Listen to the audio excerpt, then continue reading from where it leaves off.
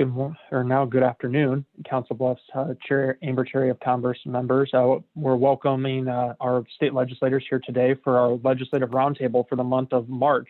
It's crazy to think now that we're almost a quarter in to the 2021 calendar year, but we do know that the legislators have been very busy at the Capitol, and we do have a funnel week coming up here at the end of next week. So there's been a lot of activity legislatively in Des Moines. So we look forward to a good conversation with our legislators here today.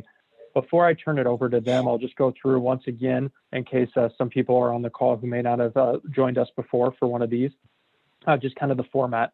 So what we'll do is we'll really provide the legislators an opportunity to provide some opening remarks, and then we'll open it up for Q&A. I have some questions, but we also welcome any attendees to put any questions they may have into the chat box. And then we'll make sure that we get to those questions as much as we can. I can't promise that we will get to all of them. It really obviously just depends on the time that we have. We will go till 1:30, so we do have a good amount of time with our legislators here today. Today, we are happy to be joined by two of our state senators and then one of our members of the House of Representatives. We have Senator Dan Dawson and Senator Tom Shipley, and then Representative Brent Segrist joining us today.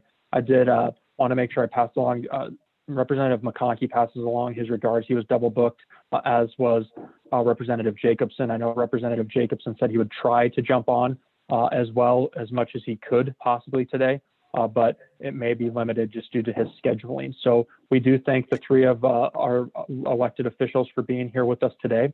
And what we're going to do now is we're going to turn it over to them for opening remarks, and we'll start with Senator Dawson, and then we'll go to Senator Shipley, and then Representative Segrist. So Senator Dawson, the floor is yours for some opening remarks.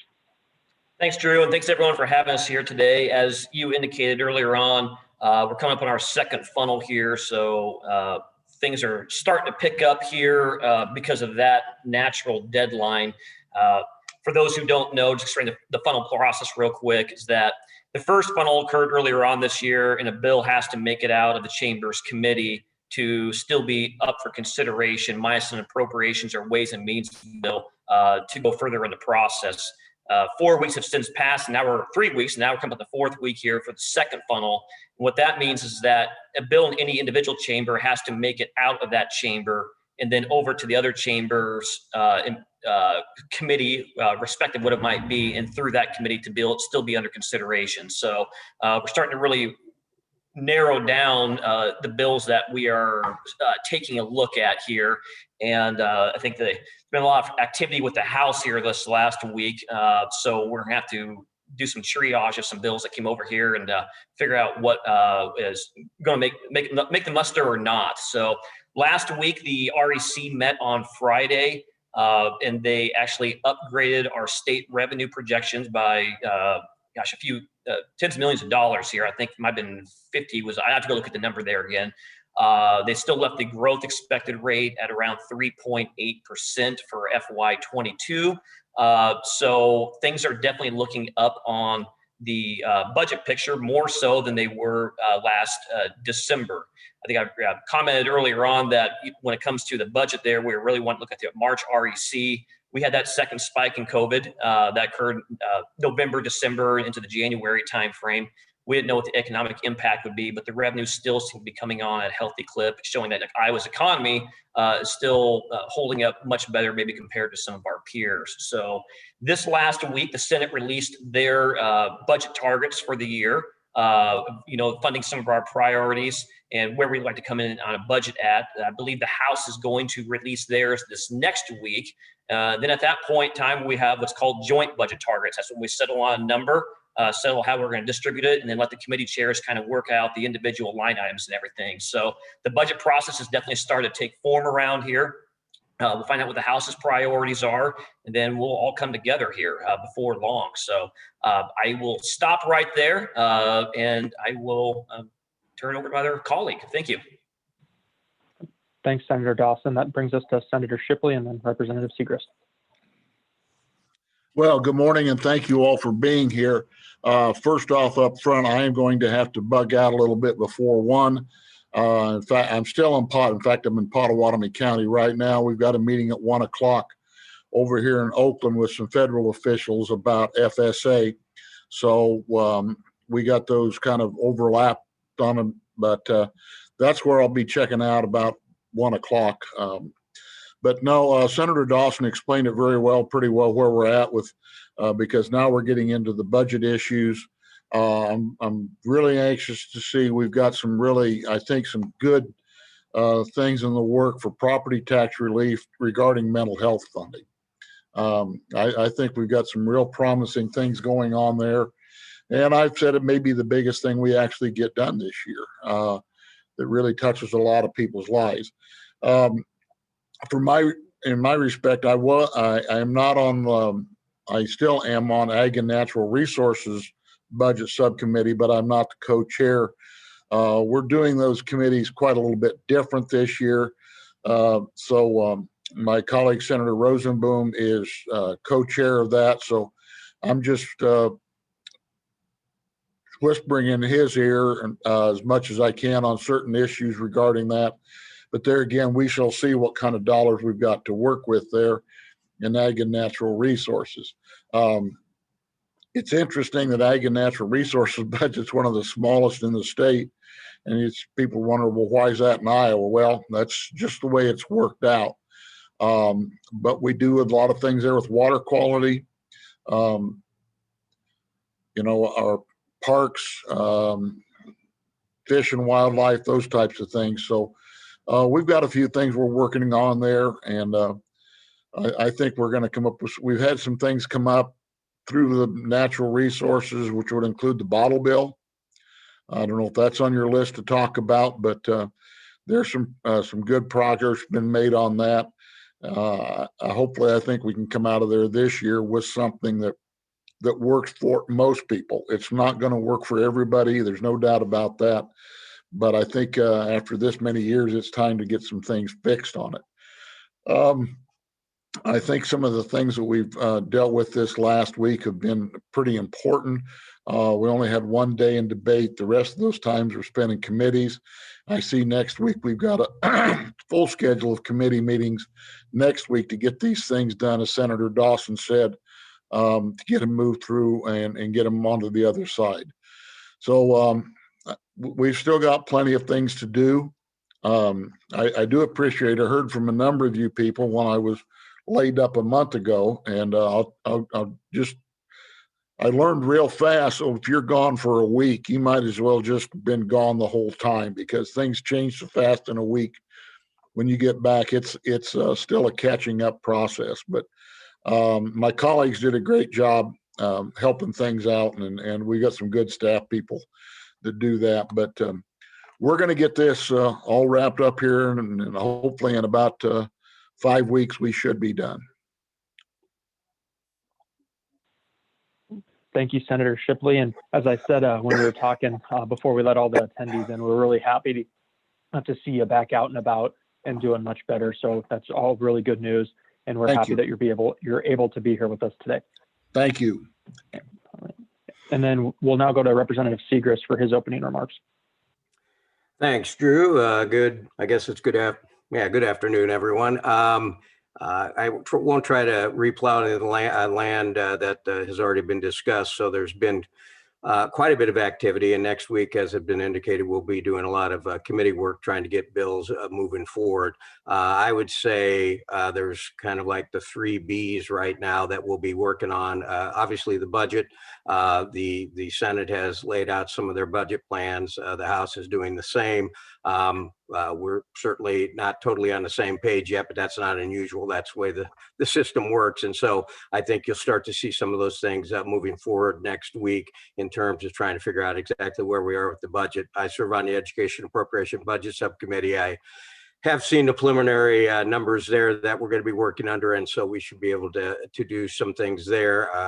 I would just, as a forewarning for anybody who is a huge supporter of the regents, they'll probably not like some of the initial movement on regents funding, because there's some significant angst concerning the regents, but wait and see where we end up when it's all said and done, because it's a long process that we'll go through on the budget. Second one would be the broadband, rural broadband. That's starting to move. I think the House is going to move the policy portion of that next week. The House is interested in investing about $100 million this first year. The governor had said $150 million.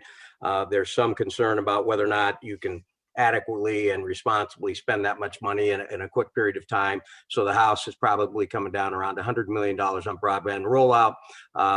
The governor has recommended what would be a national standard of 100 up, 100 down in terms of speeds. That is the goal that we'll work towards. However, there are parts of the state where trying to get 100 to 100 into some of the very, very remote areas probably would be prohibitively expensive. And so there may be, I think we'll set up 3 tiers of how you try to do that, where you want to have 100 and 100 and then maybe some lesser speeds, but it would at least provide internet access for areas that just don't have it anymore. The internet wastelands, or internet deserts, I guess, across the state are in Southwest Iowa, portions of Southwest Iowa and portions of Northeast Iowa. And I think this will be a big step forward in terms of how we roll that broadband across the state. It'll be a 3 or 4 year project, but I think you'll see movement on that next week.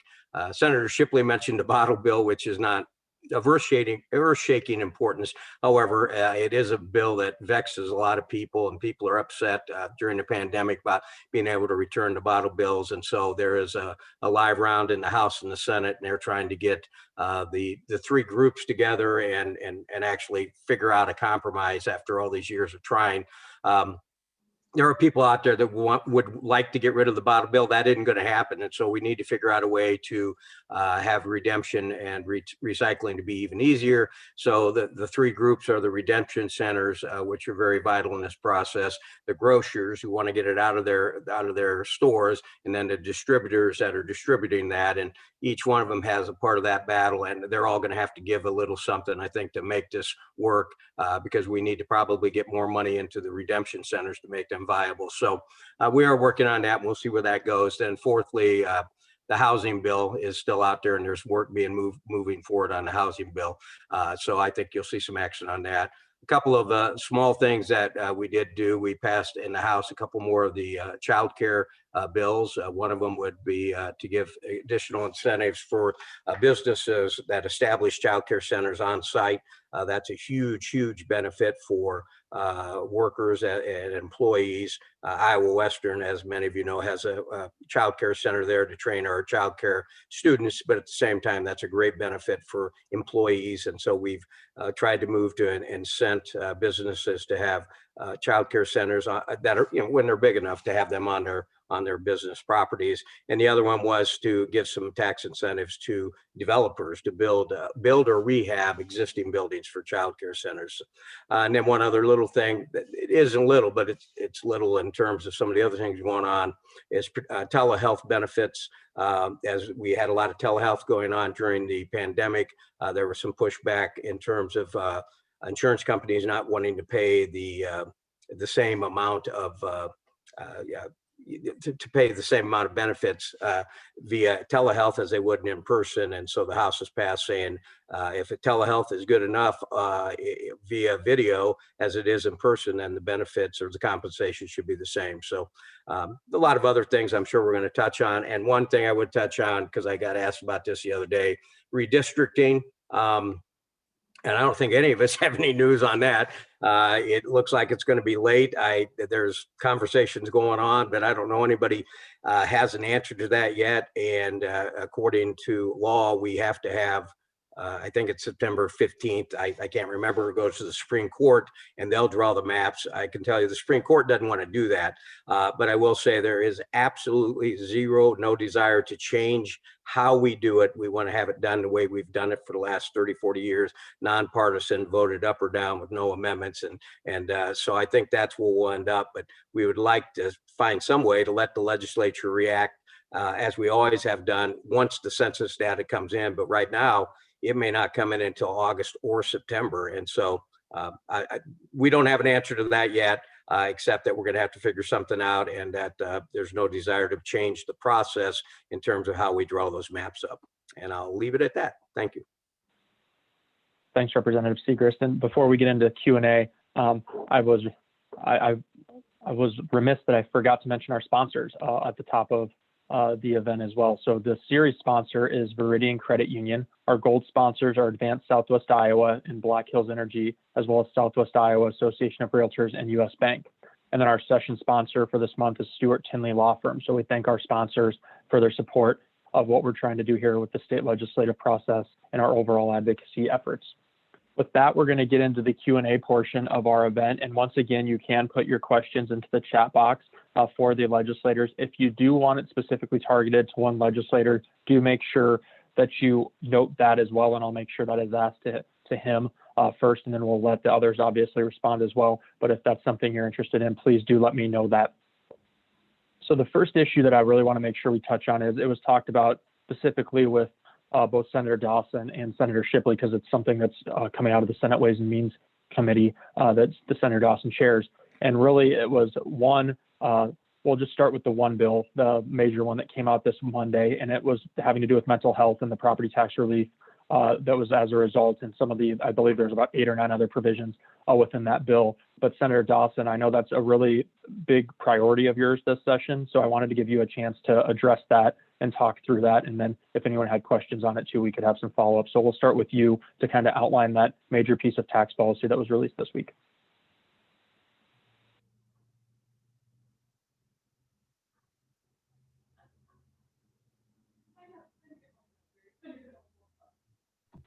Did we lose Senator Dawson? No, Dan, you're muted. You're muted. Oh, sorry. Okay. We'll start over here again. So anyways, yeah, no, thanks. This has been, near and dear to our hearts. For 5 years I've been up here, everyone has talked about somehow fixing mental health funding. Right now, mental health is funded off property taxes across the state, and that is capped. There's no growth. The regions are disproportionate in the fact that, depending on what region you're in, you might have more spending versus the other one as a result of where levies are set at and some local politics there. And we've really had this widespread disparity across the entire state of Iowa. When I took over Ways and Means this year, and Drew and I talked about coming into session and everything, to give the governor credit, last year she put forward her Invest in Iowa Act, which covered a multitude of things: personal income tax reform, sales tax reform, and mental health was one of those components of that bill. We were looking forward to trying to rework that bill this year that might be something more palatable towards the legislature. But the governor, rightfully so, decided to put a pause on that initiative just due to trying to get through the pandemic and have more clear picture on the economic certainty. When I was appointed Ways and Means Chair, and as we started working through that process, one thing I set back, and I just didn't want to wait any longer to try to start to address mental health funding. Maybe we couldn't do the entire Invest in Iowa, but there's no reason why we couldn't attack that particular piece. So that's been the entire, not my entire policy focus, but if I had to add up all the hours I've been spending here, is trying to figure out how we can rework this system here in the state. Because right now, the status quo, the funding mechanisms for our mental health systems across the state, particularly as we bring on childcare, as we upgrade our adult services, as we do some of these access centers, this current system is not sustainable right now. Primarily because it's on backs of property taxes. And those are one of the most despised taxes I think I hear about throughout the state. So typically property taxes, income taxes starts off with on feedback, and it goes down there for a little bit. So what we've been working on here is to try to revamp our mental health system. The bill that we dropped this week, it's a larger property tax bill. There's a variety of components in there, just things we're trying to bring some property tax relief to Iowans. But on the mental health piece particularly, what we do is the state is going to make the massive investment up front to the tune of about $60 million the first year, up to $120 million the next year. We have additional revenues right now where, to me, this seems like the right time. If we can capture some of those revenues and rebuild this system, we're probably not going to have as great of a chance in the future to do something massive like this again. So over the first 2 years, it's going to buy down the entire levy of what people are currently be assessed for mental health across the state, depending on whatever region you're in, and give people real property tax reform and property tax relief. What it does then is that we equalize every region on a per person distribution basis. So no matter where you're at in Iowa, no matter what region, for the first time, you're actually going to have funding allocated based upon the person, not upon the desirable property taxes. So starts off at $37 the first year, and we ratcheted it up to $42 to FY26. Once we go to FY26, we then put an escalator on mental health going forward. We basically use a sales tax model there. I want to get into the minutia of that or whatnot. But for the first time ever across the state, no matter where you're at, we're actually going to have, everyone's going to be treated equally, and we're going to actually have some growth inside our mental health systems. The bill is not perfected yet or anything along those lines. I do have to give a quick shout out to Susan Watson over here, because she's been a great ear to bend throughout this process as we kick around ideas. But it's something I truly want to get done. I've mentioned earlier on, like, this is a bipartisan conversation. In 5 years, we've always talked about we need to do something. And from a Senate Ways and Means standpoint, I think I've made it pretty clear on all of our previous forums that, I don't know what the final resolution for this is, but this year we're going to put a product forward and to have a dynamic conversation on how we can reform the system and bring some property tax relief throughout it. There's a variety of other components within the bill too. I'm not going to minimize those, but what we're really trying to get down to here is a better system for the state of Iowa, because there's a lot more needs coming on down the road here. And if we need to address it now. I mean, now is the perfect time to do what to do. I mentioned before, the president of the United States, he has a saying that build back better. And you're going to see that through a variety of other concepts that we have going on right now, whether it be through broadband, whether through mental health, whether it's from tax reform. It's like we're taking this opportunity now because we have some budget capacity. We have some additional federal dollars coming in to try to think of ways we can revamp things here in the state. So the bill definitely has a process to go. We need to have some good conversations with the House and get a lot more feedback. But this is probably about as far as we've ever taken this issue in the previous 5 years I've been up here. And it's going to be a massive revamp that I think if we can find a deal in the end, Iowa's going to be a better place. So. Well, I think I'd like to just step in here, and he's covered it better than I'll ever be able to. But, people that work in mental health, sometimes they get real concerned. Well, how is this going to affect how we do things? This is just going to deal with how it's funded. We're not gonna mess with how it's structured. At least that's the way I understand it to be. Our regional systems will still be in place, but they'll be funded more equitably. And people always are concerned, and rightfully so, because it seems like every time we dabble with something like this, we change the way services are going to be delivered in this, and that's not in this plan at all. And then Brent, did you have anything you wanted to state up front? And then I do have some follow-up questions about some of the specific provisions of the bill. And I visited with Dan earlier this week. I think they dropped the bill on Monday or Tuesday. I don't remember now. The House is supportive of this mental health part of it. There will be some questions, I think, as we work through it, how it functions. And as Senator Dawson said, it's a work out there that should be part of a conversation. So there's great interest in what Senator Dawson has proposed, but some of the details could get pretty get in the weeds a little bit. So we haven't had much time to digest it, but kudos Senator Dawson for getting that out there. And I think it'll be a good conversation. And as he indicated, both parties want to try to do something on this. The question is, what are the details, how we work it out? So I'm sure our Ways and Means people will look forward to working with the Senate and see what they actually send over, which is, the way the process works. So. Well, thank you, Brent. And then, like I said, I did have a few follow-up questions because I know we have some folks on the call that have some specific interests within the bill. I did want to note to Senator Dawson that, for example, as you look at us and other business organizations, the tax cut triggers, repealing the tax cut triggers, that was something that we've been interested in as well. Federal deductibility is not included specifically, but that's something we've also been monitoring that you've addressed in a different bill. But two things that I know some stakeholders of ours that are very interested in are, one would be the property tax rollback, the repeal of the property tax backfill, and then also the public education and recreational tax levy. Can you just address, Senator Dawson, a few of those issues and how they kind of fit in the bill? I wanted to make sure they were addressed because, as I mentioned, we have some stakeholders on here that obviously have a vested interest in those two. Yeah, I'll have to address those. So one of the things we sat back this year, the problem, I'd say one of the many problems with our current mental health system right now, I wouldn't say maybe a problem, but there's this natural tension between local and state as to who's going to pay for what, who has what control or anything along those lines there, right?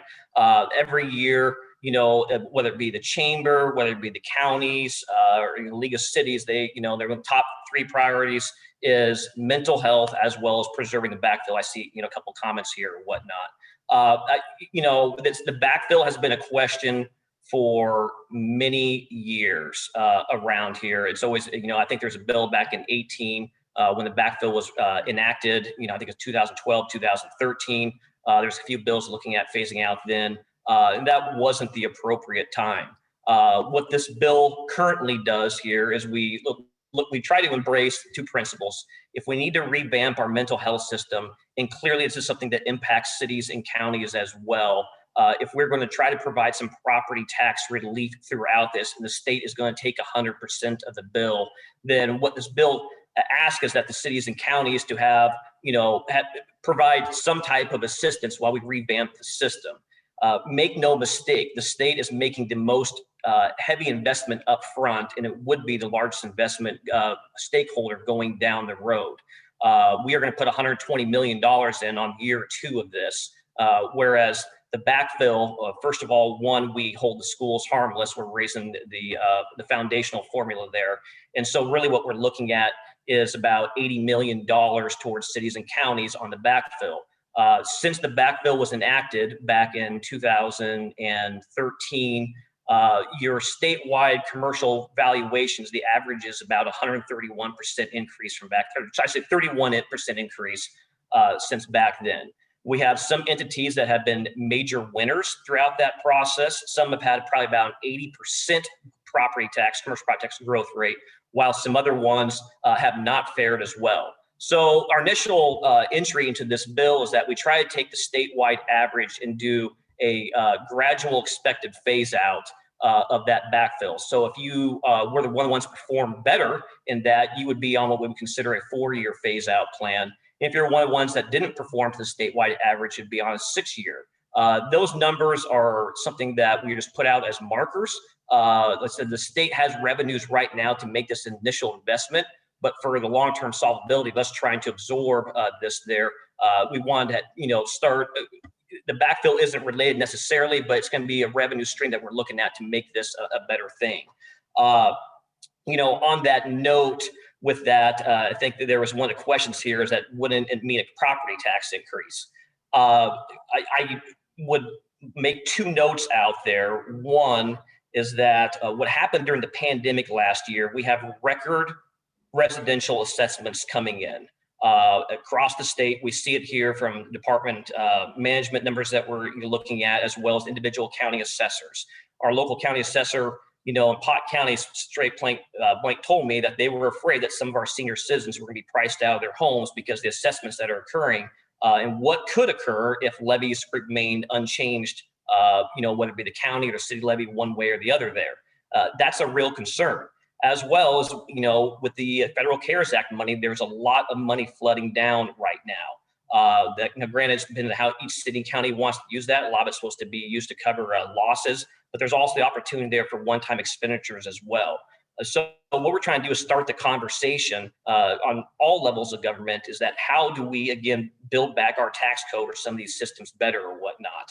I don't subscribe to the fact that it'll be a 1-for-1 property tax increase because even if you accept the argument that reducing the backfill will increase property taxes, we are still net going to be cutting property taxes off the mental health levy, $110 million across the state. And then total city and county backfill is only about 80. So if we're going to do a 1-for-1, it's going to be about 30 million net property tax reduction still, if you accept that argument, which I don't. Most cities and counties across the state, when we pull the numbers, the backfill makes about 1% of their budget. I think with additional revenues coming in, some of these other things we talked about previously, giving someone the ability to phase out 1% of their budget over a 6-year period seems like a reasonable place to start the conversation. With that being said, there's still, a lot of room to have that conversation, particularly the ones that, didn't perform as well as others there. But, again, going back to when we have some entities out there that are at 80% of where they were at those levels for some massive commercial property tax growth, the question has to become, is that subsidy or, the backfill per se, is that appropriate, or is there other places to use that? And I think mental health is the number one place we can use those monies here in the state. A follow-up question too we had from someone in the chat, and then I'll let the other representatives, state legislators answer and note anything they want to as well. Are community colleges held harmless in this as well? Because obviously I think some people forget that there is property tax levies for community colleges as well. How do they factor into that rollback? Yeah, no, that's something that I would just say this, Don, that's actually an active conversation we're having here right now. There's a few other local entities like DART, Broad Lawn here in Des Moines that has some attachment to the backfill. We're trying to figure out exactly how to work through those there. So more to follow on that particular aspect, because there are unique entities out there that aren't like normal taxing authorities. Thanks, Senator Dawson. Senator Shipley and Representative Segrist, did you have anything you wanted to add? No. Okay. I'm very little to add. I've just prefaced my comments what I said earlier, which is we just saw the bill, so we really I haven't looked at it actually, but the people that are more deeply involved have looked at it. So we've had very, very brief conversation in the House Republican caucus about the bill, and some of the issues that have been brought up that Senator Dawson has addressed, for example, the community colleges. So those will be concerns. But again, bringing forth a product for us to be able to have this conversation is extremely important. And so the people that have had questions in the chat room and everything else, obviously this is out there now. And so that you need to be doing what you're doing right now, which is make your concerns known as we both sides work through this. But it's a topic worthy of our consideration, and then we got to work out the details. Okay. And Drew, I forgot, I think you asked another question there. I just had a momentary pause. He had a question about the Pearl as well. I didn't mean to not intentionally answer that. So the Pearl, one of the things in this bill, again, we talk about overall property tax reform. That's one of those legacy school infrastructure levies out there that not just a little over 20 districts even use anymore throughout the state. It's the playground equipment levy, was created decades ago. Well, since then we've created PEPL, which is an infrastructure levy. And then we've since back in the 90s, early 2000, SAVE came around, which is 1 penny of your sales tax actually goes to school infrastructure. So we're trying to take a look at levies and a way to provide property tax relief. One of my beliefs is that, money is very fungible. We had a bill a few years ago where we tried to cap all the levies. We had some uncapped and capped ones, and that went down in miserable flames and everything. I don't think there's any need to go back to that well again, but I think the only way we're really going to get some other property tax reform is by eliminating levies, which is what we're trying to do with the mental health levy, which is how the Pearl comes up. Everything you can use for the Pearl, for the most part, is what you can use for SAVE. I was one of the big pushers of the SAVE bill for the first 3 years. We finally got across the finish line in 2019. And going into this property tax system a little bit more, that is one of those things where if I had to do a do-over again, I probably would have included the Pearl conversation, elimination back then in 2019. One thing that frustrates voters and property taxpayers the most is that, when we go forward and say, hey, if we do this new item, then it's going to lower your taxes. And then lo and behold, we have some entities throughout the state where they are having a PEPL payment, they have a Pearl levy, and then they're still paying the sales tax there. I think this is something, that's a conversation too, maybe stretching that out a little bit longer with some good feedback there from the school board administration not too long ago. No one, the Pottawatomie County area uses Pearl. I said it's kind of an antiquated thing, but I just think we have to do a better job and better service for our taxpayers and our voters out there, that we just renewed SAVE, saying that we're trying to hold down property taxes, but we still have, an antique levy out there that's still being used in a few areas for the exact same purposes of what we told voters we were giving them SAVE for. Thanks, Senator Dawson, and thanks, Representative Segrist as well for some comments. And I'll just draw your attention to Senator Dawson. You might have seen it, and Senator Shipley and Representative Segrist, the mayor, did put some additional information in as well regarding the backfill. So I'll just push your eyes to that in the chat as well. The next topic that I wanted to make sure that we brought up, we'll start with Senator Shipley. And Senator Shipley, I know this is something you and I have talked about before, and Brent mentioned it in his opening comments. And one of the things we had always heard about with broadband is the big appropriation that was being requested and the need to see some revenue estimating conference numbers to see what those outlying years and what our general revenues looked like.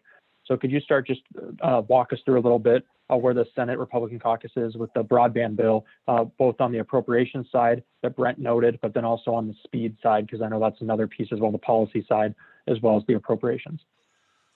Well, I can't really speak to it. We haven't really had a discussion about it since budget targets just got dropped about broadband expansion out there. We know that this is a priority with all of us, and the governor made it perfectly clear in her proposed budget that, and her plan for 150 mil for the next 3 years. And I think like Representative Segrist said, there probably is a good logic, and that's a lot of money to be spending in 1 year. We want to make sure it's going the right places. And so I think that conversation is going to be taking place. Now, we all know, or should, I believe, there's a lot of this federal stimulus money is going to some of that broadband expansion. And that certainly will play a role in it. Now, of course, we don't know, I don't know anyway, what kind of strings are attached to that and how that's done. I know that plays a major role and has played a major role in broadband expansion in rural Iowa for the last few years. My broadband provider received quite a bit of federal funding a couple years ago to expand their territory, which they are doing. So I think there's a lot of people interested in it. We just got to make sure we get all the money headed the right direction to do the right things. That's going to be the focus of our conversation, and it's going to be helpful to see what that federal stimulus money is going to look like as part of this whole project. Thanks, Senator Shipley. And Brent, we'll go to you, and then Senator Dawson on the same topic. Yeah, I don't know that I have a lot more to add to what I already said. Clearly, we're going to do something on this. And again, it depends on what the speeds are, the up and down, uploads and downloads, and the grants that will be given to the companies are reflected by that, the difficulty of hooking up some of those areas. So it's not necessarily, I think the governor was all fiber, all fiber and everything else, but there's, I think the term is fixed wireless that's out there. When you get into some of the more remote areas, it won't be as high as speeds, but it would be a way to get into those remote areas at a more reasonable cost. So all that's going to come out during this conversation in terms of what the speed should be. And again, I think the House bill has 3 tiers depending on what the speeds would be, how much grant money would be available at each tier, depending on the difficulty of hooking everything up. In terms of economic development, and particularly again from the pandemic, I think we all learned with at-home learning and at-home school and teaching how vitally important this is. So Council Bluffs is pretty much blessed in terms of having Google here and the free Wi-Fi and everybody being connected. But it's still in some of the areas of the state, if we want to have rural revitalization, we're going to have to make sure those rural areas as well as the urban areas have internet access. And it was brought home to me, just a quick anecdote, and then I'll stop. My daughter graduates from Loras College in Dubuque next month. And she hopes to be in the Peace Corps by next year, but they're not deploying anybody right now. So looks like she may end up in Peru next April. But anyway, so she's applying for jobs in the meantime. She wants to live in Dubuque. She's had 3 interviews. She's a Spanish marketing and international business honors scholar, which obviously got from her mother. But she's been interviewing for these jobs, and they're all remote. She's turned down a job from Atlanta, and she's done 2 interviews with a company out of Boston, and she would do it out of Dubuque. I mean, she would do the marketing out of there. And so that just tells you how extremely important this is. It doesn't matter if you're in Dubuque, Council Bluffs, or if you're in Mount Ayr, we need to have the connectivity, and that's what this will do. And I commend the governor for leadership on this, and now the House and Senate will, I think, follow suit and get some things done. Thanks, Brent. And then Senator Dawson, did you have anything you wanted to add to that conversation on broadband funding and the policy piece?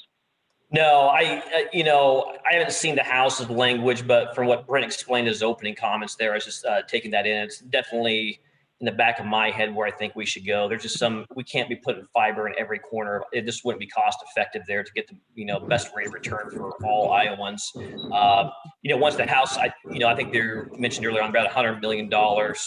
Once we get joint targets out, I think we're going to then kind of come down to a price tag, but I would more than bet the house that there is going to be a sizable investment in broadband here this year. It's just going to be a matter of how that budget picture comes to ground and some of the details as well, because those details do matter. So something is, of all things, I'm confident something's going to get done on that one this year.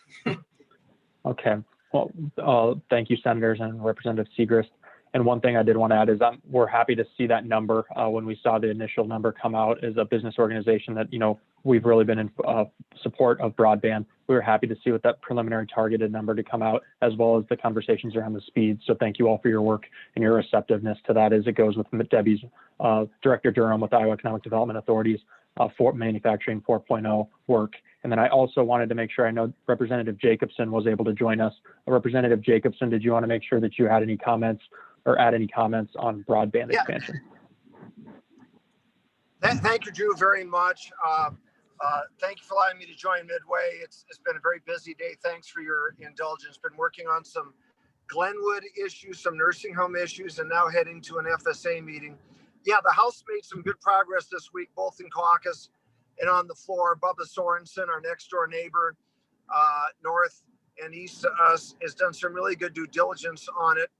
Obviously, we're looking at, there are cost diminishing returns of trying to put fiber to every last one of the 10,000 or so homes that don't have them. But I think it's a responsible number we're looking at to upgrade that infrastructure. So I'm very supportive of that. If I could just go back, I presume you already talked about TIF, but could I address that for one moment? We actually have not yet, but if you have a limited window left, the next Okay, I question want to make sure I was able to weigh in on that. Question. Thank you. Yeah, sure. And Representative Jacobson actually took us right to the next point I was going to bring up, which is tax increment financing, which has come up and it's passed the House Ways and Means Committee this week. So Representative Jacobson, I'll actually just turn it right back over to you, and I'll let you talk a little bit about TIF and where it's going in the House, because we're obviously opposed to any changes to TIF. Thank you. Well, I am obviously opposed also. And my three talking points of this, I always say, are the three Matts. I tell Matt Winchittle that I listen to Matt Walsh and Matt Garst's wife, Cheryl, and that we want to maintain the TIF program. I am very much opposed to 849. And, it may make its way to the floor. If so, I'm going to oppose it. Dustin Haidt is the floor manager. I will oppose him on the floor on that bill if necessary. I stand in great solidarity with you folks on that. Thank you, Representative Jacobson. We really appreciate your willingness to do that and to go against some other members of your caucus on an issue like that. So thank you. And then we'll keep it in the House, and we'll actually go to Representative Segrist for any comments he can provide on how tax increment financing is moving along and his feelings on the proposed legislation. Well, I have obviously some concerns on the TIF bill, particularly as it relates to the perpetual TIFs and what that means for long-term economic development. I have visited with Lee Hine, who's the chair of the Ways and Means Committee, to let him know of my concerns. Again, not trying to kick the can down the road. We have not had, as Representative Jacobson would let you know, we haven't had any discussions in caucus about this, so it has come out of the committee. But I think there are some significant concerns with the bill. And I also know that Speaker Grassley, as well as Majority Leader Winchittle, have been hearing from a variety of people that have some significant concerns, particularly in some of your, not particularly in the urban centers, but it's also a big issue in the rural areas too. So I don't know that any decisions have been made about that bill. There have been some bad actors on some of the TIF legislation across the state that drives some of this, but I think clearly in Council Bluffs, Pottawatomie County, it's been used in the proper way. And I think it's spurred quite a bit of economic development in Council Bluffs as well as in Des Moines and other areas. So I have problems with the bill, and as we move forward, I'll express those reservations, and we'll see where we end up. But I'm not sure it'll be brought up on the floor yet, but that remains to be seen. Well, thanks, Representative Segrist. And you actually mentioned one issue I wanted to make sure that I emphasize before we kick it over to our senators for that topic, is just the fact, too, that there's a litany of things that we find wrong with the bill. But one of the big things is the urban and rural both. It negatively impacts both. And what it really would do largely is it would, not only devalue those increments that have built up in those districts for some critical areas for slum and blight and economic development, but it would also then really limit the investment for major projects and push things off to GO bonds, which is a major concern for communities that may not have the debt capacity to do so, both urban and rural. So with that, I'll stop there, and I'll allow Senator Shipley and then Senator Dawson to provide any comments they may have on any proposed changes to tax increment financing. Well, thank you. I'm like I said, I'm trying to coordinate with my next meeting group here. But this is something I've never been involved with very much at all. I do, just from listening to these comments, it sounds like there's some areas that have had some issues maybe with abusing this system.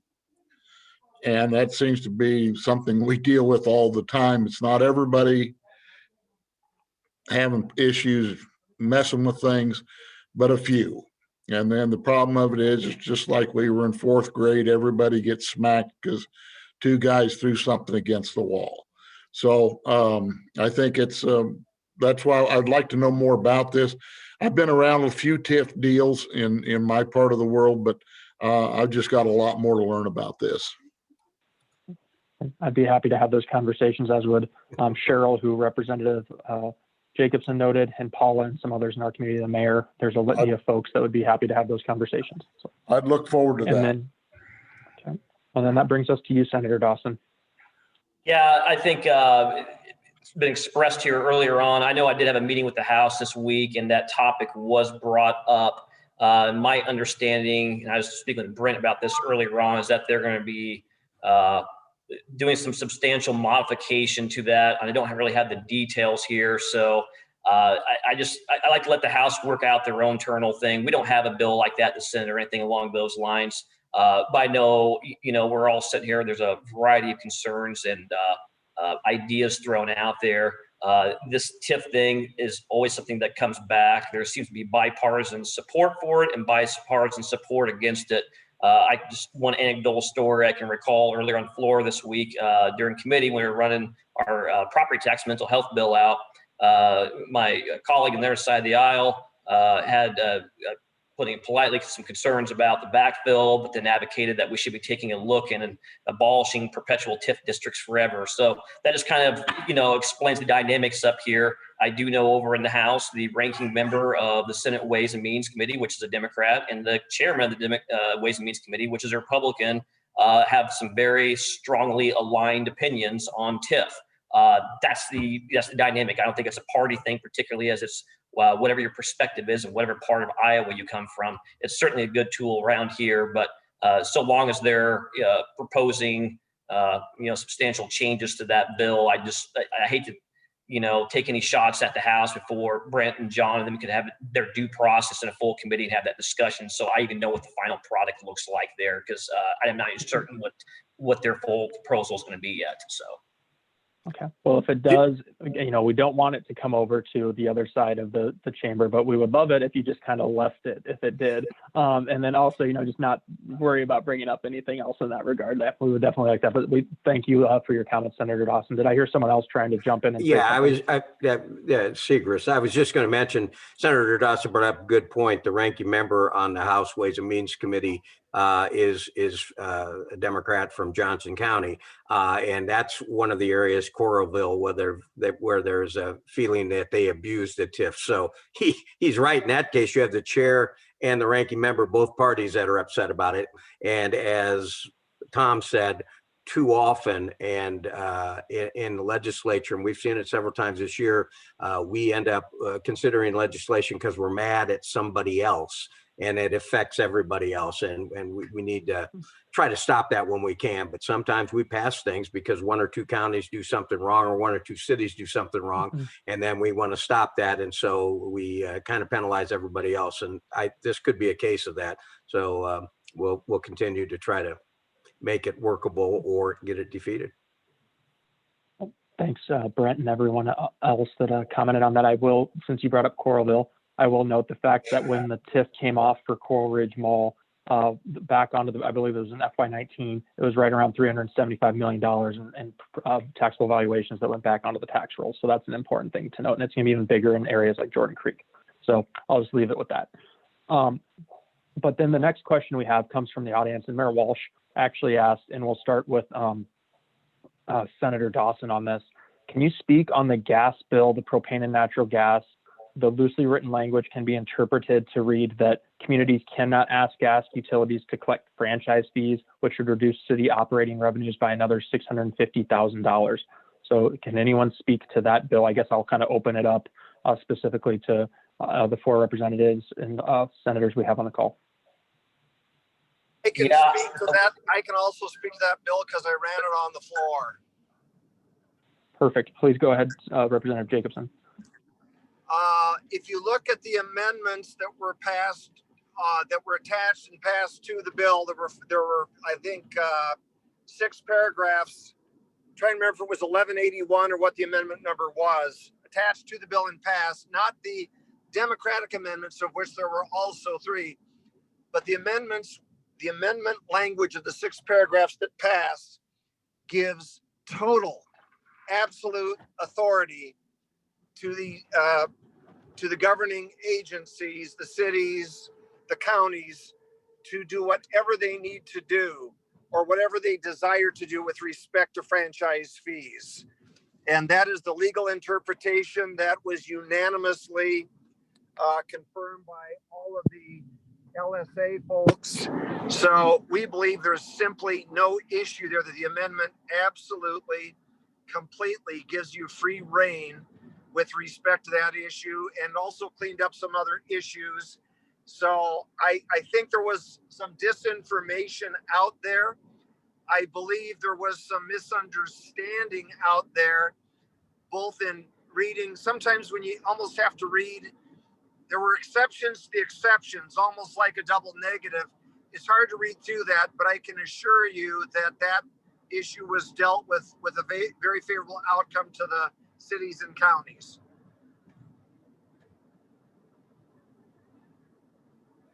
I did see that Mayor Walsh did add in the comments, and I know you're driving, so you're not able to see that, but he said that there was some kind of convolution and some confusion, not only between the cities and others, but also it sounds like with the gas utility attorney. So there may need to be some clarification publicly as far as communication goes. Indeed, the mayor is right. There were some concerns prior to the filing and explanation of those amendments, but that came in very late in the game. But we do believe we've addressed that. There's also, I'm on the administrative rules committee with Chairman Jones. That usually meets on Friday too for 4 hours, but luckily that wasn't today. And Megan and I can tweak over there from an explanatory standpoint if there's any confusion about that. So I think we're going to be just fine. I really do. Okay. Thank you for clarifying that. And Mayor, thank you for your question and follow up. Any of our other senators or representatives want to speak to that topic at all either? Yeah, I think I maybe heard about this bill, but I have not been briefed about it. If this has a franchise fee or whatnot, I'm sure it's going to be coming in front of my eyes here really soon. I don't know when John passed that out of the House. Maybe it hasn't been relayed over to the Senate yet. So I'll have to take a look at it. I just don't have any firsthand knowledge of the contents of that right now. It hasn't been put in front of me, I don't believe, just yet. So. Well, thanks, Senator Dawson. Senator Dawson, I just wanted to say that the thrust of the bill is because there are some municipalities that are now trying to ban fossil fuels, including even natural gas and propane, from being allowed in cities and even in some county jurisdictional areas. Obviously, these were done by some of the more militant leftist environmental communities, but there have been some rumblings over on the eastern part of the state. And so there is a bit of a proactive bill, but after seeing what happened in Texas, a state that had been energy independent with oil and huge natural gas, with children dying of exposure in their own homes during the last cooling off period, the cold period there, we certainly don't want large municipalities in Iowa in the future banning natural gas for home heating. That was the thrust of the bill. Thank you, Representative Jacobson and Senator Dawson. And Mayor, thank you for the question as well. I'll just ask one last time. Did anyone else have something they wanted to add? Well, I'm just going to butt in before I have to leave for my next one, which is about 15 feet away. But that goes back to what I said earlier. Remember about some communities that start doing these things, and then we got to just figure out how to get in front of that before it causes a problem for all of Iowa. So on that happy note, I appreciate the opportunity to be here today.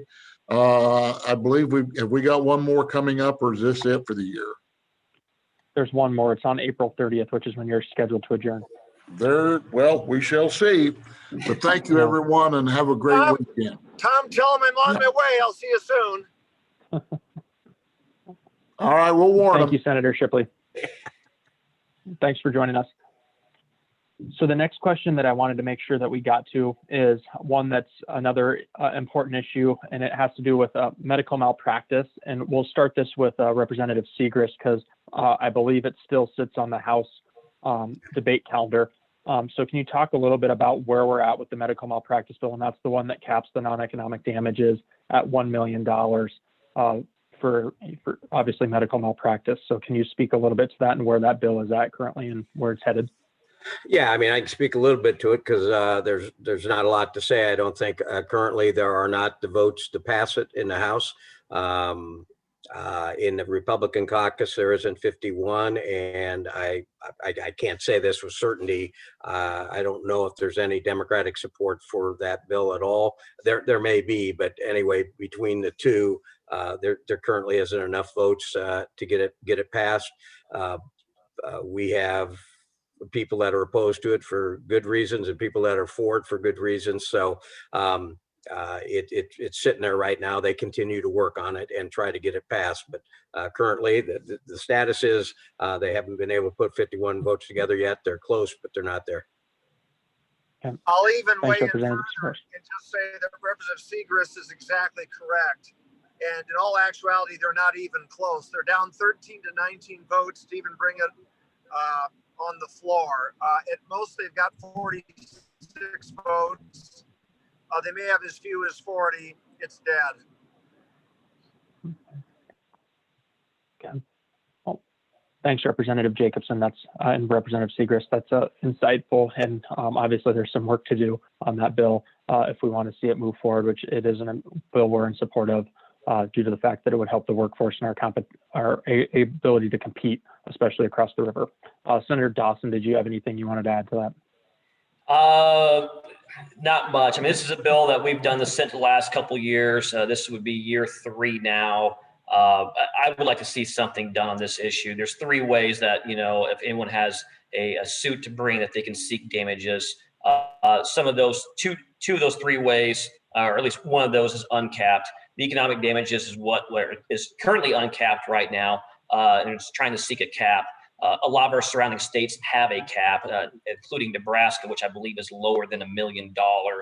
I've always come down this issue. I know there's disagreement on both sides, but I've talked to our local hospital leadership around there, and these are networks, but they are also places that have to keep the lights on and everything.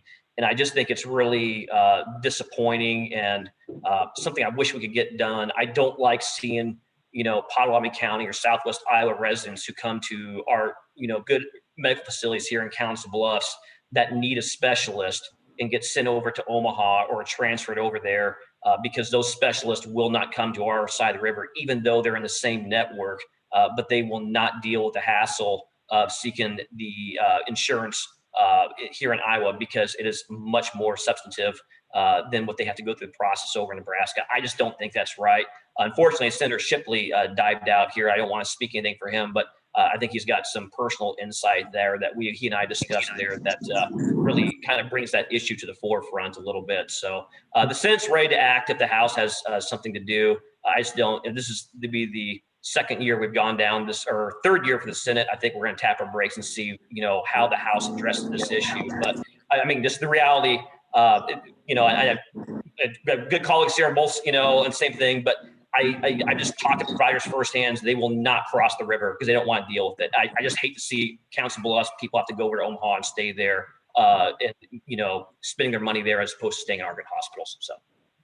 Yeah, Drew. Thanks, Senator. Drew, I got to jump off and join Senator Shipley Okay. at the FSA meeting in Oakland. I appreciate Okay. Senator Dawson's comments, and anybody else that needs to get in contact with me, I'm here all weekend working on constituent issues.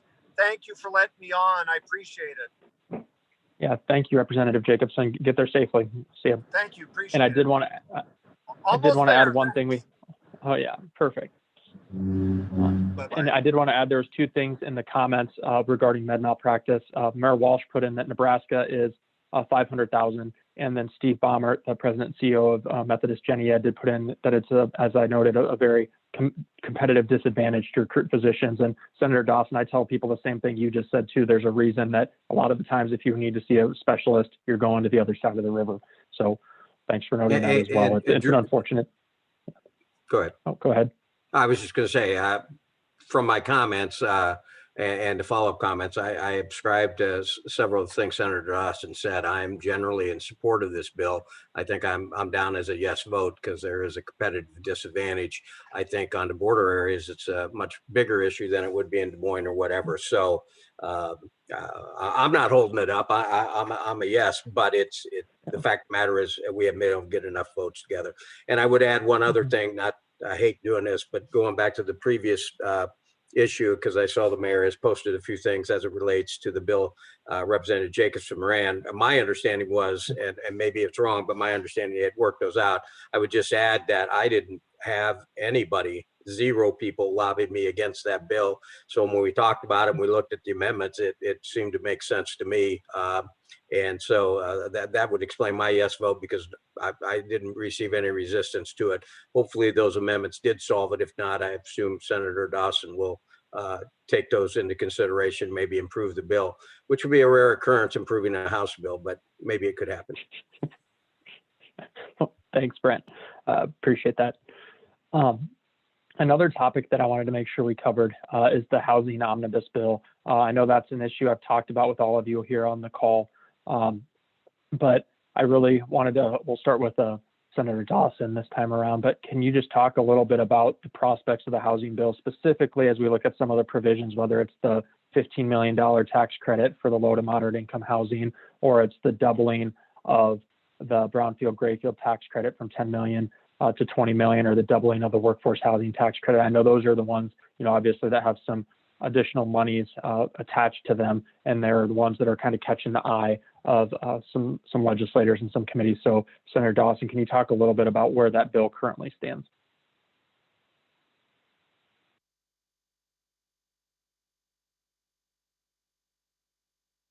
You might be muted. We're not hearing you.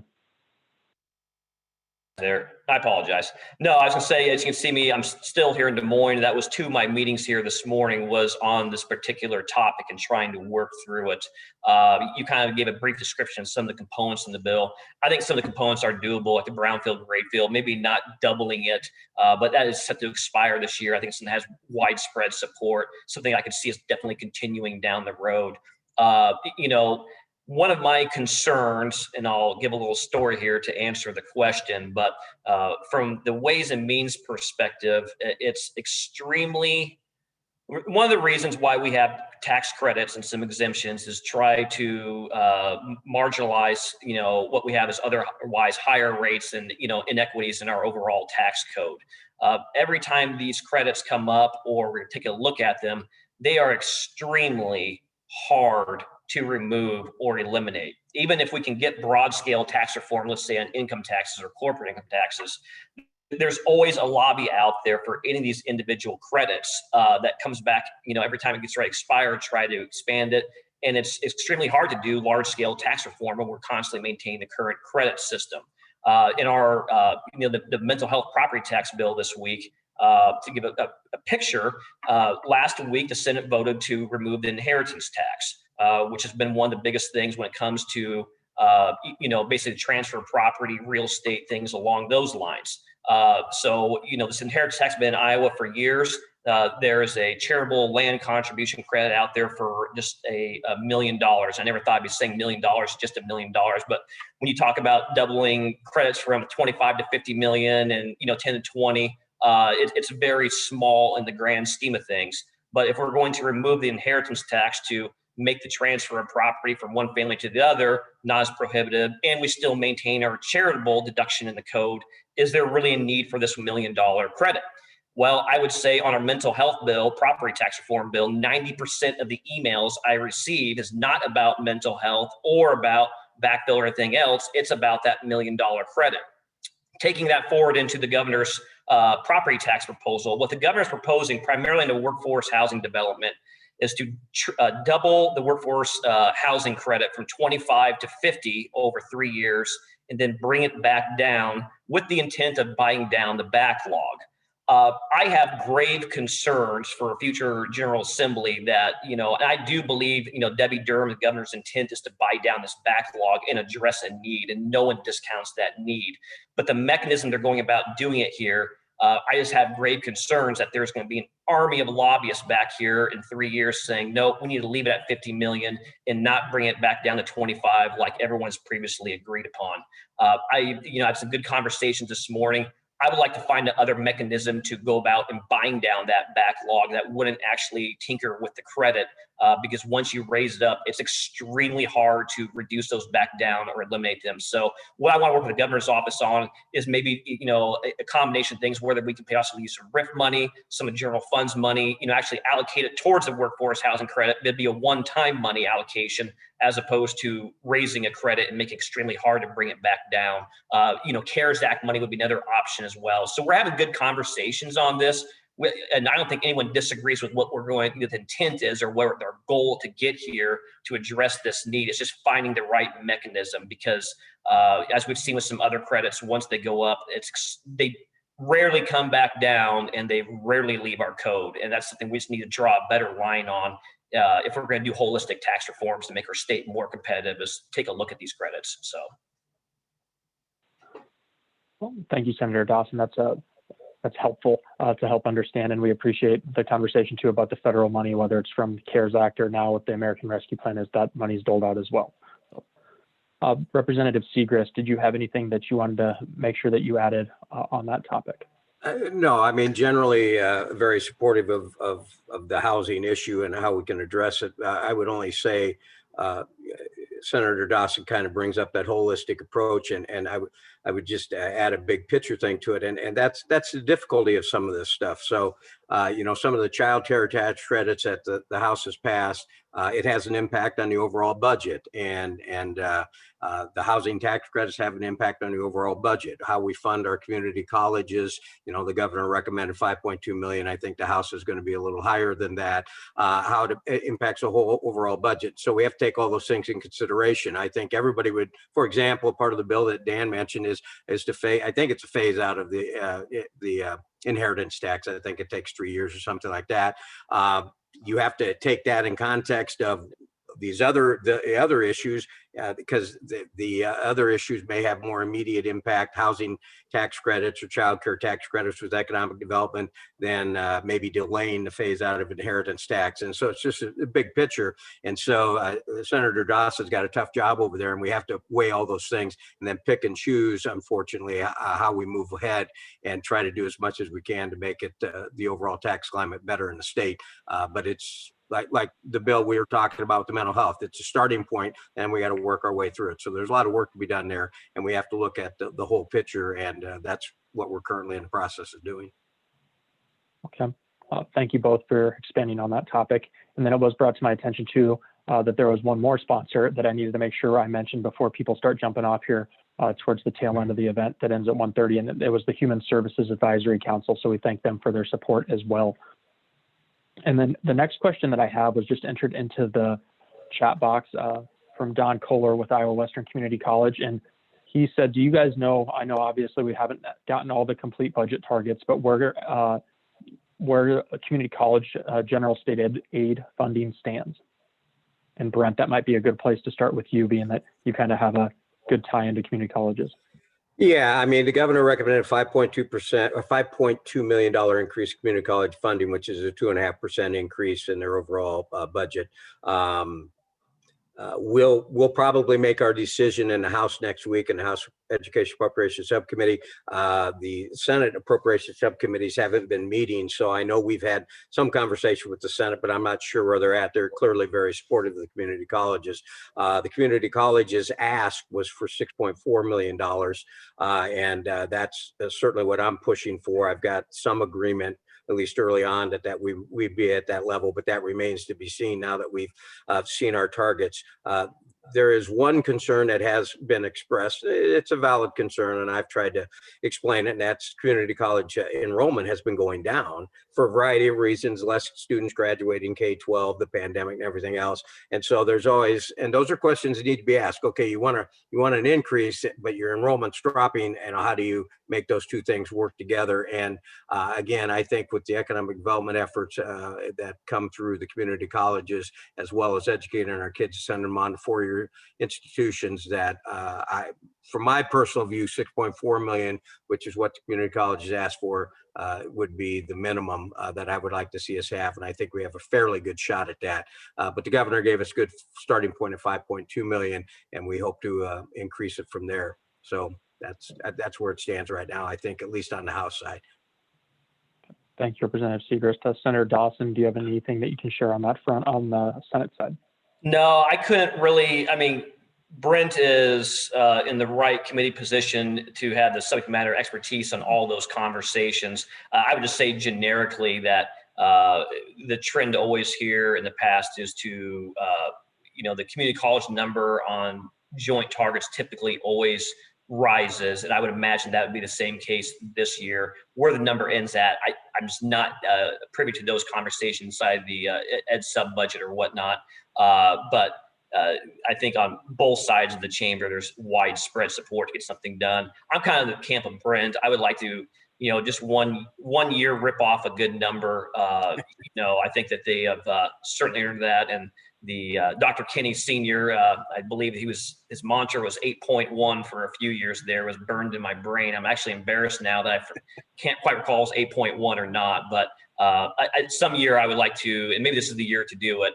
I'm just not on the full approach side, more, working with them through ways and means issues, but I like to rip off a good number one of these years, and I would hope we could do it here real shortly. So.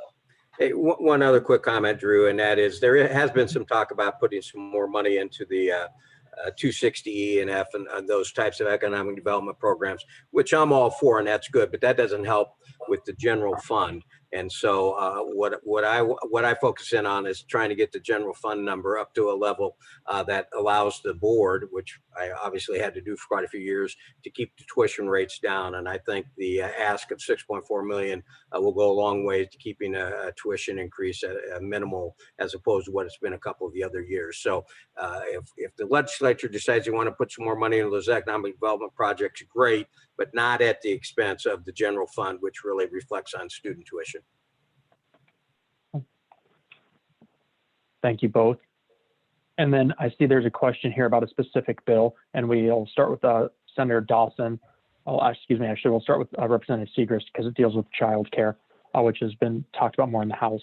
So HF 302 is a child care bill relating to the cliff effect. It passed out of the House last month, and it has come out of the Senate Human Resources Subcommittee. I know Senator Dawson is not on the Human Resources Committee, but would like to get his take on the bill. This cliff effect is preventing Iowa from taking promotions and taking raises, and would like to see it continue to move forward along with other child care bills in the Senate. So we'll actually open it up to Senator Dawson, being that as we read on, it's specifically talking about it being in the Senate. Yeah, thanks, Kim. Like as you mentioned earlier on, I'm not in the committee. I'm not in ways, but I've had a couple conversations with the Human Resources Chair on that bill. I know they're taking a look at it. Some things have changed since when the House passed that bill, and that's when the federal government passed their most recent American Recovery Act, where they made a series of tax code changes to unemployment as well as to child care. Because of our tax bill back in 2018, we enacted a rolling conformity. So state of Iowa automatically conforms to those tax changes to include what the federal government did at their level on child care. There's a conversation going on right now as to, is that cliff effect still what it was prior to the federal government making that tax change here in the state, or has it been somewhat diminished? If it has been diminished, then what do we need to look at that point in time? So I think that's the internal conversations they're going through, because there has been substantial tax code change to the feds in the state of Iowa here because of a rolling conformity in the last month. That does change the dynamics on some of those child care issues to include that particular issue. So it's something I'm going to have to follow up with Senator Edler on the next few weeks. But they're working with DHS right now, trying to understand the tax implication numbers and really what that means for Iowans as they look through the data and everything. Thanks, Senator. And Brent, did you have anything you wanted to add from the House perspective? No, just that I concur. I mean, the cliff effect is an important bill, as I think probably people listening understand. You get to a certain income level, and then your child care support from the government falls off, and this would make it a gradual decrease as you continue to improve your income. So I think that's an extremely important piece we have to address. And as Senator Dawson just said, if there have been some changes, we got to take those into account. So one way or another, when it's all said and done, we need to have that addressed in some way. And if we have to make some changes due to some of the federal changes that have come with the stimulus bill, so be it. But I think it's an important issue to take care of. And as I know Senator Dawson could tell everyone, all this federal aid that's coming in is complicated things, because you got to kind of figure out, like on broadband, what can you use from there rather than using general fund money and what have you. And the same's true with childcare. So we're working our way through it. I mean, the latest stimulus bill, for example, for K-12 education in the state, the K-12 schools in the state are going to get $747 million, which is a huge amount. Well needed and used for catching up with learning and everything else, but it complicates everything, because you got to figure out exactly how to make the best use of all the money. So this is one more example of that. Thank you both. And the next topic is one that I know received some attention this week, and Representative Segrist, we'll start with you because it came out of the House, and it had to do with charter schools. So I wanted to, I know there were some amendments and such made on the floor to the bill as it passed, I believe, Wednesday night. But I wanted to let you talk a little bit about the charter school vote that happened this week in the House, and then Senator Dawson, obviously, too, about there's a sub coming up on Tuesday in the Senate, but just give you a chance to speak to the issue as well. We'll start with Representative Segrist. Yeah, sure. Obviously, the governor had a wide-ranging education student choice agenda, as she called it, that was passed, and the House chose to take parts of it, break it up. Probably the biggest controversial part was the school vouchers, or school student first scholarships, what it was called, but others said it was vouchers. That part of the bill was something I didn't support, was vocal about that, and I think that continues to be dead, and I don't see that moving at all. There were other portions of that bill, some of which we passed yesterday with bipartisan support, having to do with increased tax credits for teachers who buy supplies for their classrooms, and textbook and tuition tax credits for parents that have their children in accredited private schools, and several other pieces that again got bipartisan support. And then the last piece of that overall package the governor had was charter schools. The original charter school language basically would allow for public charter schools, which we currently have.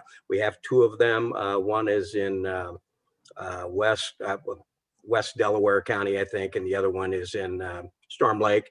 And then it added a founding group charter school, which would be allowed if a founding group, whatever that may be, could prove the need, and the Department of Education and the Board of Education would approve that. The original proposal from the governor didn't have as many restrictions or qualifications that a lot of people would like to have. So there were numerous amendments added to this proposal, which would put them under the open meetings law, would make sure that if you did have a founders group, they all had to be from Iowa, they had to be nonprofit, and there's a whole litany of things that were in there. Teachers had to be certified in the state of Iowa and so on. And so there were quite a few changes made. And as a result, and the governor putting an immense amount of pressure on people, which is the way the system works, that we worked through some issues. It's not my favorite bill, as I said in the paper today. In the end, I did decide to support it. And that was tightened up considerably, I think. I suspect, one the other thing did is it's only for 5 years. In other words, you can get a charter for 5 years. I don't think it will have any impact in Council Bluffs, simply because we have a very robust public-private system here. We have two great educational systems in Lewis Central and Council Bluffs, and then you have St. Albert's and Heartland Christian. But I would suspect if anything happens with this, if the Senate passes it, and I'm not sure what they're going to do with it, over the next couple of years, you might see 2 or 3 charter schools come up through the Department of Education that are nonprofit and in places maybe like Waterloo or Des Moines, but it was extremely controversial. I think it was tightened up considerably, and I understand people that are still opposed to it, but I think it will be just a small piece of the education system in Iowa when it's all said and done. Then can you touch on the question too? Was there a mechanism put in place to ensure that the charter schools would have the same academic standards? Yeah, you have to accept everybody. They have to, I'd have to go back and look at everything. You have to have special education resources and so on. I believe the answer to that is yes, but I'd want to go back and double check. But yeah, I believe so. The way you asked that, I'm just not exactly sure. I think most of the standards are absolutely the same, but I'll double check. But I believe that's the answer is yes. Thanks, Representative Segrist. And then Senator Dawson, did you have anything you wanted to add on that topic? Yeah, probably not much more. As we discussed there, the governor put forward her larger education omnibus bill at the beginning of the year, and the Senate took the first step to continue that conversation. Much of that bill was broken up to individual bills. I think a lot of them are starting to come back this way to the Senate here. Ones I know will be coming to Ways and Means, as Brent mentioned, the tuition textbook bill. My understanding that had bipartisan support. I believe it did here in the Senate too, initially when discussed in committee. So I don't know what particular pieces are coming back. As I was passing through here today, Brent's just got far more knowledge of what actually has occurred with the charter school bill. As he mentioned before, they're already allowed here in Iowa. Public charter schools are. I think there's been I heard this morning there's like 27 steps to actually go through to create a charter school. I don't know what those details are, what the House, did with amendments. I heard, there's quite a few amendments. I'm sure there's a lot of scrutiny put into that there. I just haven't seen that yet to see what the product was that came out of there, to understand that process. But if there's 27 steps to create a charter school here in Iowa, I'm going to concur with Brent that we might get 1 or 2 at best when it's all said and done. So, and I wouldn't expect to see anything, and it's going to be a large population area. If there even was one created, probably in Des Moines or Eastern Iowa. So I got to take a look at there, because I think they just passed that in the last 24 hours, and I don't know what has occurred with it. So. Yeah, it passed late in the early morning Thursday. So completely understandable. So thank you, Senator Dawson. The last question that I wanted to touch on is probably one that won't be a surprise to the two of you. And then I want to let you have some chance for just some closing remarks as well. And it's the tech censorship bill.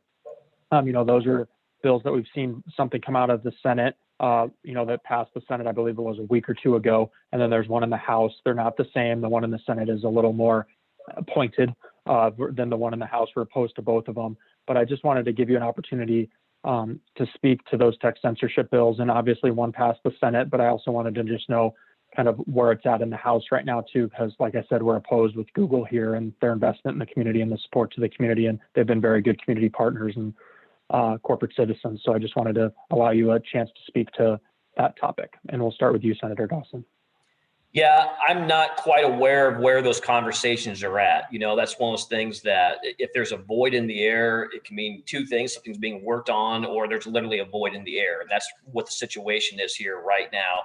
The two bills, there are differences. The Senate side is more of an appropriation standpoint, and I don't understand all the details of the House side, and maybe Brent might have some more perspective on that. So I couldn't speak to that there, but they definitely are two different bills, but there is a common theme there. And the theme is that there is a lot of angst as to what had occurred, with the most previous election and everything. And the question becomes, like everything else around here, if a company is going to operate as an individual company, then that is one thing. But then, should we provide all those tax credits for things that, otherwise have people have disagreements on? Currently here in the state of Iowa, we're about $48 million a year we provide our tech companies. That's a substantial amount. In a normal year that's not pandemic related, with the student enrollment, you talk about $48 million, that's a little over 1% of SSA increase in the budget. That's a substantial investment here. So when it comes to big tech, I've always tried to be, sensitive to both sides here on this issue, because Google has been a good community provider. But at the same time, we have to ask ourselves, if any, not just Google. I mean, Facebook was probably, and Twitter, where most of this is generated towards. Let's be fair on that. But if you are going to not provide a platform, some of the apps there, for political considerations, what's perceived, then should taxpayers be continuing the subsidies to those individuals? That's the form of the debate here, and that discussion will continue forward. I would say, related to Google, that issue that one of the apps they took down from their store, once that individual came back online, I believe it was a few weeks to change to meet the compliance standard. Google will not be impacted by this bill. There is nothing that they're currently doing right now that would impact that. There are some other entities out there that are still currently conducting a practice, and that's where the question becomes on that issue. So,